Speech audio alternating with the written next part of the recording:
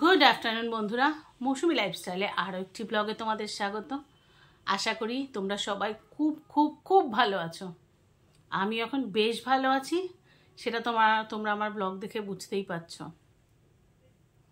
আর সমস্ত কিছুই সম্ভব হয়েছে তোমাদের এত প্রার্থনায়, তোমাদের এত ভালোবাসায়।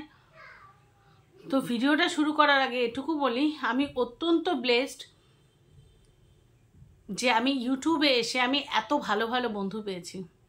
যে এতদিন ব্লগ আসছে না, তোমরা প্রত্যেকে এত চিন্তা করেছো, এত মেসেজ এসছে আমার কাছে যে মৌসুমি আমাদেরকে আপডেট দাও, মাম আপডেট দাও, ভাই আপডেট দাও।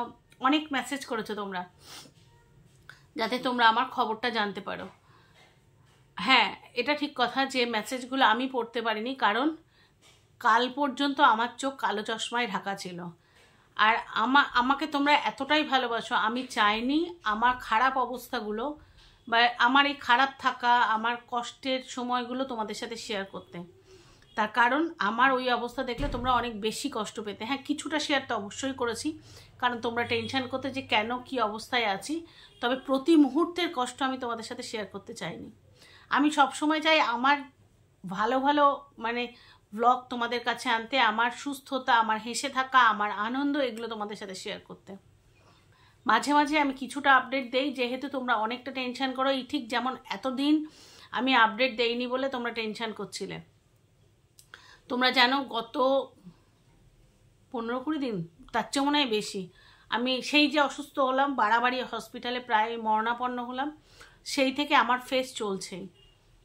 ইনফ্যাক্ট দেখো, সত্যি কথা বলতে কি জানো, ডায়ালিসিস পেশেন্টটা হ্যাঁ ভালো থাকে, ঠিক কথা, অনেকেই অনেক দিন বাঁচে, কিন্তু পুরো ভালো, কিন্তু অনেক বছর বাঁচলেও পুরো ভালো কিন্তু থাকা যায় না। আমি আমার অভিজ্ঞতা দিয়ে বেশিরভাগ বন্ধুদের, আমার যারা ডায়ালিসিস পেশেন্ট বন্ধুরা আছে, তারা কিছু না কিছু প্রবলেম ফেসের মধ্যে দিয়েই বেঁচে থাকে, তাদের সবসময় থাকতে হয়। তো আমিও এর ব্যতিক্রম কি করে হব বলো? তো আজকে এক প্রবলেম থাকে, কাল এক প্রবলেম থাকে, সেখান থেকে আবার চেষ্টা করি ওভারকাম করে রিটার্ন ব্যাক করতে। তো তোমরা খুব ভালো করেই জানো যে আমি কেন ব্লগ আনি না, কেন ব্লগ দিতে চাই না। আমার অসুস্থতা আমি তোমাদের সাথে শেয়ার করে তোমাদেরকে কষ্ট দিতে চাই না, কারণ অনেক বন্ধু আছো যারা আমার অসুস্থতাকে দেখতে পারো না, অনেক বেশি কষ্ট পাও। আবার অনেক বয়স্ক মানুষ আমার চ্যানেলে আছেন, যারা ওই কষ্টটা দেখে তারাও নিজেরাও কষ্ট পায়। অনেক অসুস্থ মানুষরা আছে, তারা টেনশন করে তাদের নিজেদের জন্য। তো সেই কারণে আমি আমার চ্যানেলে ডায়ালিসিস পেশেন্ট আমার অনেক বন্ধু আছে, ডায়ালিসিস হয় না, হয়তো স্টেজ 3 স্টেজ 4 আছে, এরকম বন্ধুরাও আছে। তো আমি শুধু শুধু তাদেরকে ভয় দেখাতে চাই না। তাই আমি আমার আনন্দগুলো, আমার হাসিগুলো, আমার সমস্ত ভালো লাগাগুলো শেয়ার করে তোমাদের সবাইকে আমি চাই তোমরা সবসময় একটা আনন্দে থাকো, ভালো থাকো, বরং পজিটিভ ভাইবসটা আমি তোমাদের সাথে শেয়ার করতে চাই, নেগেটিভটা করতে চাই না। আর সেই জন্যই মাঝে মাঝে একটা লং গ্যাপ পড়ে যায়, কিন্তু আমি এটুকু খুব ভালো করে জানি যে আমার বন্ধুরা আমাকে সেই জন্য কখনোই ভুল বুঝবে না। বরং আমি জানি অনেকে টেনশন করছিল, অনেক মেসেজ যেমন এসেছে তেমনি অনেক ফোনও এসেছে। এখন তো অনেক বন্ধুরা আমার ফোন নাম্বার জানো, তারা ফোন করেছো, কেউ কেউ হোয়াটসঅ্যাপে করেছো। তো আমি আপডেট দিতে পারিনি, আমার স্ক্রিনের দিকে তাকানোও বারণ ছিল, তো সেই জন্য আমি ব্লগ করিনি। ইনফ্যাক্ট যে আমার যেহেতু স্ক্রিনের দিকে তাকানো বারণ, অতএব সেটা করাটা খুব একটা ঠিক হতো না, মানে অবশ্যই ঠিক হতো না। কারণ আমি এই এতদিন অবধি সাংঘাতিক রেস্ট্রিকশানে ছিলাম, কারণ আমার চোখের অবস্থাটা, আমি মনে হয় মাম তোমাদেরকে আপডেট দিয়েছে, আমি বলেছিলাম দিতে, যে চোখের অবস্থাটা খুব খারাপ ছিল। তো সেই কারণে কীরকম হচ্ছিল জানো তো, আইবলটা ফুলে গেছিলো, সাংঘাতিক ফুলে গেছিলো, এবং যেটা ক্যাটরাক হয়েছিল সেটা পেকে গেছিলো। তো সেই সময় ডাক্তার বলেছিলেন যে খুব খারাপ অবস্থা, রেটিনাও এফেক্টেড হতে পারে, শিওর নই, যেহেতু এতটা বাড়াবাড়ি হয়ে গেছে, তো আমরা ওটি না করে কিছু বলবো না। তো যাই হোক, ওটি হয়ে গেলে, এবং ওটির পরে যেদিনকে আমার চেক আপ ছিল, অর্থাৎ বৃহস্পতিবারে ওটি হচ্ছে, শনিবার যে চেক আপটা ছিল সেখানে যখন গেছি তখন উনি বললেন ক্লিয়ারলি যে চোখের অবস্থা খুব খারাপ ছিল, আর হয়তো 1-2 মাস হলে হয়তো পার্মানেন্ট ড্যামেজও হয়ে যেতে পারতো। আসলে হওয়ারই কথা, কারণ এই চোখটা না 21 সালে হয়েছে, ওটি আমার তো 18 সালে ডিসেম্বর মাসে রোগ ধরা পড়েছে, তারপরে আমরা 19 জানুয়ারিতে ভেলোরে গেছিলাম, তো সেখানে আমার স্টেরয়েড দিয়েছে। সেই স্টেরয়েড খেয়ে আমার আর কি ক্যাটরাক এসে গেছে। তো একটু একটু করে সেটা বাড়তে বাড়তে আমি যখন 2 চোখ ঝাপসা প্রায় দেখতে লাগি, প্রথমে ডাক্তার দেখায়, ড্রপ দেয়, এরকম করতে করতে মোদ্দা কথা 21 সালে গিয়ে আমার ডান চোখটা উঠি হয়। এবং তারপরে ওই কোভিড এসে গেল, কোভিডের কারণে হসপিটালে যাওয়া, যেহেতু আমি সিকেডি পেশেন্ট, তো সেই কারণে দেরি করে যাচ্ছিলাম, এইসব করে টোরে যাই হোক 21-এ গিয়ে আমার ডান চোখ অপারেশন হলো। আমি নিজেও ভুলে গেছিলাম কোন সালে হয়েছে, কিন্তু এইবার ডাক্তার দেখাতে গিয়ে জানলাম 21 সালে হয়েছে। তার কারণ ওই সেম ডাক্তারের কাছে সুশ্রুতেই আমার ওটি হয়েছে, এবং ওনাদের কাছে তো রেকর্ড আছে। তো গেলেই প্রথমে স্যার বললেন যে এত দেরি করে এলে মা, তোমার চোখের অবস্থা তো খুব খারাপ। কিন্তু আমার কিছু করার ছিল না। আমি বললাম স্যার আমি এমন ফেজের মধ্যে দিয়ে যাচ্ছিলাম, মানে তখন ডান চোখ করার 3 মাস বাদে বাঁ চোখ করতে বলেছিল, কারণ তখন বাঁ চোখটার অবস্থাও খারাপ ছিল। তারপরে আমার এমন ফেজ গেল যে তখনও কিন্তু আমার 21 সালে তখন ডায়ালিসিস চলতো না, স্টেজ 3-তে ছিলাম। তো তারপরে আমি সেখান থেকে স্টেজ 4, স্টেজ 5 এরকম একটা মেন্টাল ডিপ্রেশনে চলে গেছিলাম যে এবার আমার ডায়ালিসিস শুরু করতে হবে অথবা ট্রান্সপ্ল্যান্ট করতে হবে, এরকম একটা ডিপ্রেশনের মধ্যে চলে গেছিলাম। তো ফলে সেই সময় করা হয়নি। তারপরে কি বলে ট্রান্সপ্ল্যান্টের জন্য, হ্যাঁ ট্রান্সপ্ল্যান্টের প্রিপারেশন শুরু হলো। অনেকটা ডিপ্রেশনে ছিলাম, অনেকটা টেনশানে ছিলাম, টাকা পয়সার একটা টেনশন ছিল, সেই সব করে ওটিটা করা হয়নি। তারপরে তো আরও বড় মানে সমস্যা এসে গেল।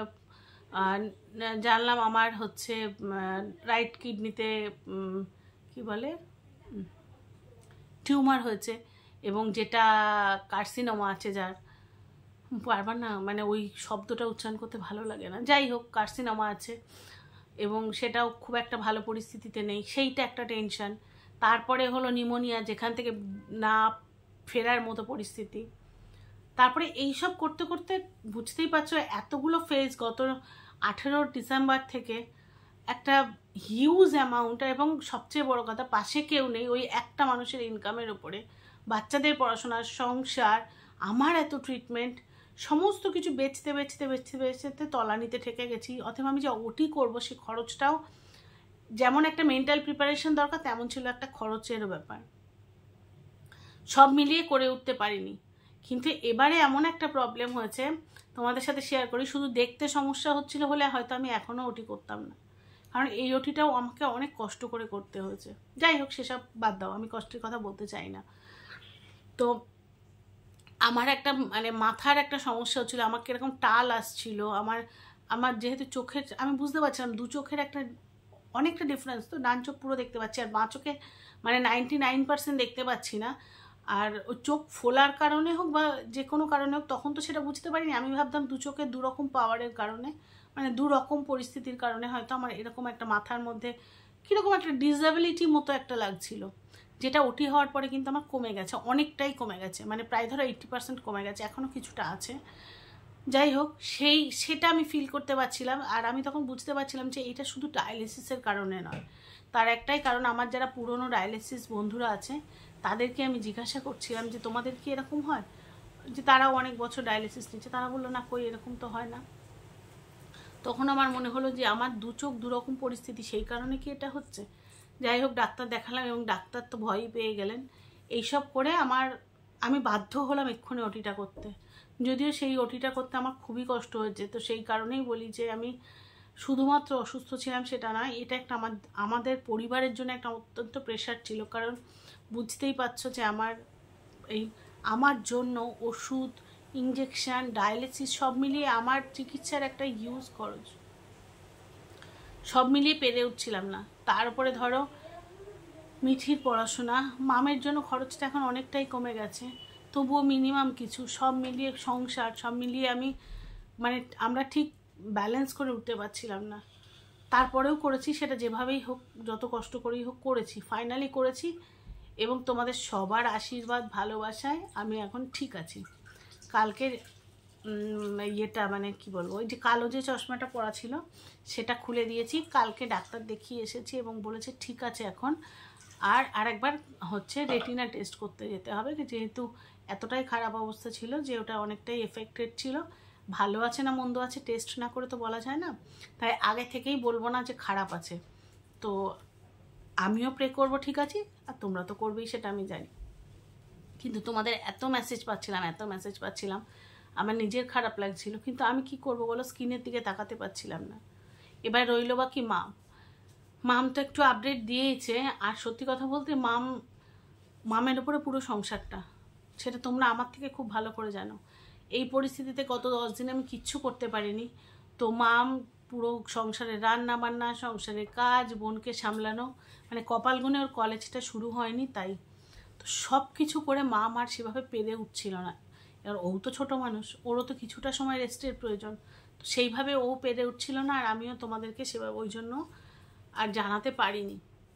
তো তার জন্য সবার কাছে সরি, তোমরা সবাই অত্যন্ত টেনশন করেছো, তো সেই জন্য অত্যন্ত দুঃখিত আমি যে ঠিক করে আপডেট দিতে পারিনি। তবে ফোন করলে ফোন ধরার চেষ্টা করেছি, অনেকে হয়তো ফোনে নেটওয়ার্ক ইস্যুতে কেটে, আজ সকালেও যেমন ফোন এসেছিলো, আমি জানি না কে করেছিলে, কারণ একটা নাম্বার উঠেছিল, তবে এটুকু বোঝা গেছিলো মাম ফোন ধরেছে, মাম বললো আমাকে মাম বলছো বলছে, কিন্তু আমি শুনতে পাচ্ছিলাম না, বা যিনি করেছিলেন তিনি আমার কথা শুনতে পাচ্ছিলেন না। তো আমি জানি না কে করেছিলে, তো তার কাছেও বলছি যে সরি, হয়তো তোমার নেটওয়ার্ক ইস্যু হচ্ছিলো বা আমাদেরও হতে পারে, বলা যায় না ফোনে কার থেকে নেটওয়ার্ক ইস্যু হচ্ছিলো।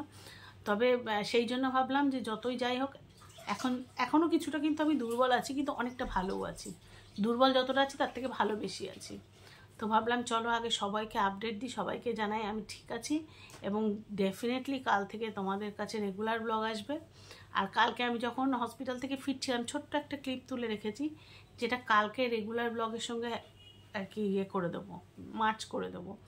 আজকে আর ওটা দিলাম না একটাই কারণ আজকে আমি ভাবলাম তোমাদের সাথে ডাইরেক্ট একটু কথা বলি, তোমরা অন্তত আমাকে দেখে, আমার সুস্থতা দেখে অন্তত আনন্দ পাও, অন্তত নিশ্চিন্ত হও। তো আমি কি বলবো, আমার ইউটিউব পরিবারের কাছে, টোটাল এই মৌসুমি লাইফস্টাইল পরিবারের কাছে আমি অত্যন্ত কৃতজ্ঞ যে আমি এত ভালো বন্ধু পেয়েছি, এত ভালো প্রত্যেকে এতটা ভালোবাসো। হতে পারি আমার পরিবার, মানে আমি যে বাড়িতে থাকি আমরা 4 জন, কিন্তু এখন আর 4 জনের পরিবার আমার নেই, আমার একটা অনেক বড় পরিবার আছে। আমার পরিবারে যে কজন সদস্য আছে, হয়তো আমার চ্যানেলটা খুব ছোট্ট, খুব অল্প সাবস্ক্রাইবার, কিন্তু আমার চ্যানেলে যে কজন সাবস্ক্রাইবার আছে, যে কজন বন্ধু আছে, তারা সত্যিকারের আমার বন্ধু। তারা প্রত্যেকে আমায় খুব ভালোবাসো। অনেক চ্যানেল আছে, অনেক বড় চ্যানেল, অনেক লাখ সাবস্ক্রাইবার, কিন্তু সবাই এত ভালোবাসা পায় না। আমার খুব ছোট্ট একটা পরিবার, খুব ছোট্ট, কিন্তু সেই ছোট পরিবারে আমার এত ভালোবাসা, প্রত্যেকে এতটা ভালোবেসেছো, এতটা টেনশন করছো। আমি সত্যি ব্লেসড তোমাদের মতো পরিবারকে পাশে পেয়ে। শুধু তোমরা আমাকে ভালোবেসেছো না, আমার পরিবারকে ভালোবেসেছো, আমার মেয়েদের ভালোবেসেছো। তো বুঝতে পেরেছো আমি ভালো আছি, সুস্থ আছি, আর সেই জন্য তোমাদের সাথে গল্প করতে এসেছি। আজকে একটা গল্পই ছিল, আমার আপডেটটাও দেওয়ার ছিল, আমি দিলাম। অনেক প্রতিকূলতা কাটিয়ে ফাইনালি তোমাদের মৌসুমি সুস্থ, এখন অনেকটা ভালো আছি। আর যে 20% একটু দুর্বল আছি, উইকনেস আছে, ওটাও আমি তোমাদের ভালোবাসা আশীর্বাদে কাটিয়ে ফেলবো। তো টেনশন করো না, কাল থেকে আবার রেগুলার ব্লগ আসবে, যেহেতু এখন স্কিনে চোখ রাখা শুরু করেছি, আর আমি বেশ সুস্থ আছি। তো তোমাদেরকে আমার ব্লগের থেকে বঞ্চিত করবো না। শুধু একটাই রিকোয়েস্ট, তোমরা প্লিজ পাশে থেকো, প্লিজ আমার ভালো থাকার ব্লগগুলো তোমরা দেখো। শুধু কিছু বন্ধুরা আছে যারা শুধু আমার আপডেট নিতে আসো, ভালো থাকার ব্লগগুলো তাদের সাথে আমি চাই সবসময় ভালো থাকার ব্লগগুলো শেয়ার করতে। তো তোমাদের কাছে এটাই আমার রিকোয়েস্ট, প্লিজ আমার ভালো থাকার ব্লগগুলো তোমরা দেখো। আমি চাই আমার কষ্ট, আমার দুঃখ এগুলোকে অ্যাভয়েড করে আমার আনন্দ, আমার ভালো থাকা, আমার পজিটিভিটি এগুলো তোমাদের সাথে শেয়ার করতে। আর সেই জন্যই আমি তোমাদের কাছে এটুকু রিকোয়েস্ট করছি, আমার ভালো থাকার ব্লগগুলোর সাথে থেকো। তো চলো, আমি না হাঁপিয়ে গেছি এইটুকু গল্প করতে গিয়ে। আজকাল অনেক বেশি কথা বললে, একটু বেশি মুভমেন্ট করলে হাঁপিয়ে যাই। তো আজকের ব্লগটা এখানেই শেষ করি। সবাই যেখানে আছো ভালো থেকো, সুস্থ থেকো। আর যদি নতুন কোনো বন্ধু আমার চ্যানেল ভিজিট করে থাকো, প্লিজ চ্যানেলটা সাবস্ক্রাইব করে পাশে থেকো। আর যদি ব্লগটা একটুও ভালো লেগে থাকে, লাইক কমেন্ট শেয়ার করে পাশে থেকো। দেখা হচ্ছে নতুন ব্লগে, ততক্ষণের জন্য সবাইকে টাটা।